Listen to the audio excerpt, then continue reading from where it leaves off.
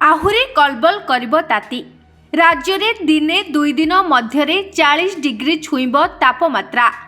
ପଶ୍ଚିମ ଓଡ଼ିଶାର କିଛି ଜିଲ୍ଲାରେ ତାପମାତ୍ରା 40 ଡିଗ୍ରୀ ଅତିକ୍ରମ କରିବ ବୋଲି ଆଞ୍ଚଳିକ ପାଣିପାଗ କେନ୍ଦ୍ର ଆକଳନ କରିଛି। ଟାଣ ଖରା ସହ ଉତ୍ତର ପଶ୍ଚିମ ଦିଗରୁ ରାଜ୍ୟକୁ ବହୁଛି ଗରମ ଶୁଷ୍କ ପବନ। ଏହାରି ପ୍ରଭାବରେ ଦିନକୁ ଦିନ ଉପରମୁହାଁ ହେଉଛି ପାରଦ। ଗତକାଲି ଝାରସୁଗୁଡ଼ା ଦେଶର ଷଷ୍ଠ ଉତ୍ତପ୍ତ ସହର ଭାବରେ ରେକର୍ଡ ହୋଇଥିଲା। 39 ଡିଗ୍ରୀ ତାପମାତ୍ରା ସହ ଓଡ଼ିଶାର ସବୁଠୁ ଉତ୍ତପ୍ତ ସହର ହୋଇଥିଲା ଝାରସୁଗୁଡ଼ା। ପଶ୍ଚିମ ଓଡ଼ିଶାରେ ଏବେ ସ୍ୱାଭାବିକ ଠାରୁ 3 ରୁ 5 ଡିଗ୍ରୀ ଅଧିକ ରହିଛି ତାତି। ଆସନ୍ତା 2 ଦିନ ପରେ ପୁଣି 2 ରୁ 3 ଡିଗ୍ରୀ ତାତି ବଢ଼ିବ ବୋଲି ପୂର୍ବାନୁମାନ କରିଛି ପାଣିପାଗ କେନ୍ଦ୍ର। ମାର୍ଚ୍ଚ ମାସରେ ସ୍ୱାଭାବିକ ଠାରୁ ଅଧିକ ଦିନ ହେବ ଗ୍ରୀଷ୍ମ ପ୍ରବାହ।